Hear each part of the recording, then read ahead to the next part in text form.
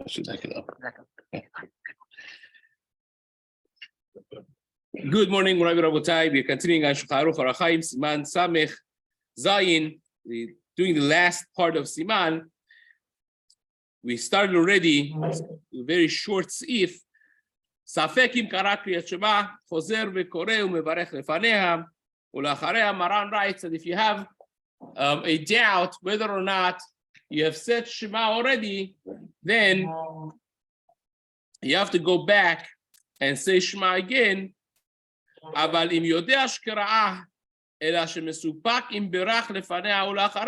you don't know whether or not you said brachot of Kriyat Shema, but you know for sure that you read Shema, then you will not go back to say the bracha safek brachot laken. Now, the Chafetz Chaim in Mishna Berurah writes that this only would be maybe the time of Shema, as we discussed before. We will discuss later in Siman Ayin again as well.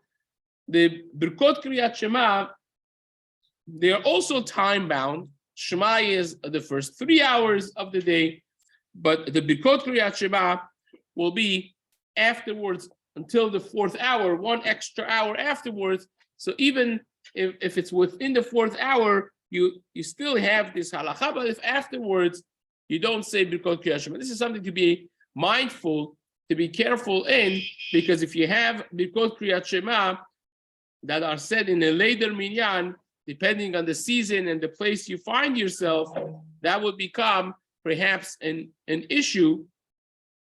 Because, for instance, right now the Siman Kriyat Shema, the Zman Tfilah, which is that same time,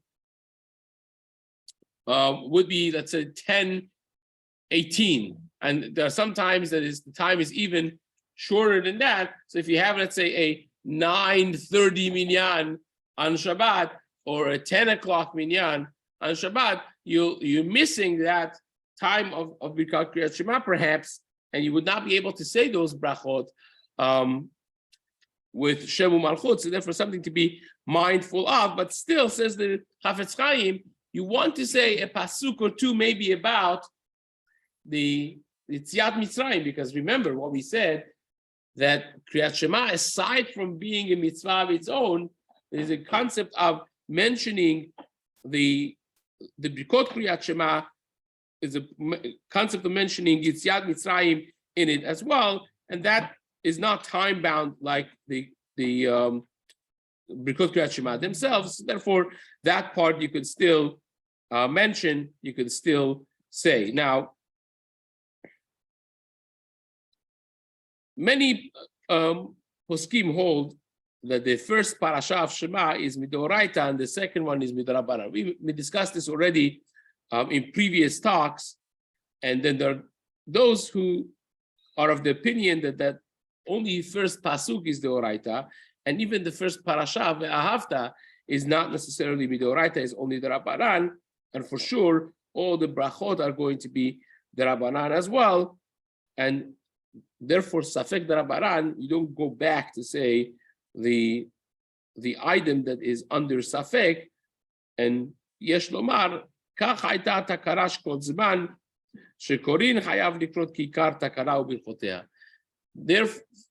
Therefore, even though that you would have thought that the Safek D'Rabbanan should be La'akel, and when you go back, you should only read what's Deoraita, but we still say the full text because the takana of reading Kriyat Shema was made to be done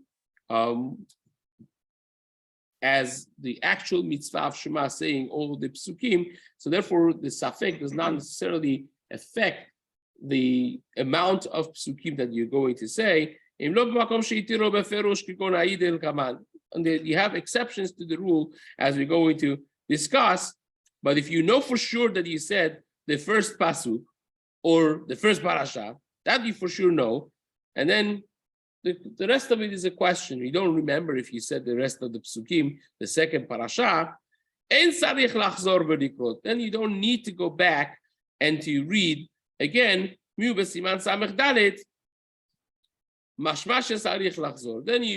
the later on in Shulchan Aruch, and we had this previously also in Siman Samach Dalet, that it sounds from the Shulchan Aruch over there that you have to go back and read it again. And again, the answer that Mishna Berurah gives is that perhaps the original takana of Chazal was that when you have doubts, you would have to go back and read it again. וגם אמת ויציב, דכולה חדה מילתאי, ויש אומרים דיומר רק פרשת ציצית, ויקיים בזה המצווה דאורייתא של זכירת יציאת מצרים. Again, there is a fair share of machloket over here of what exactly should be done, and he brings from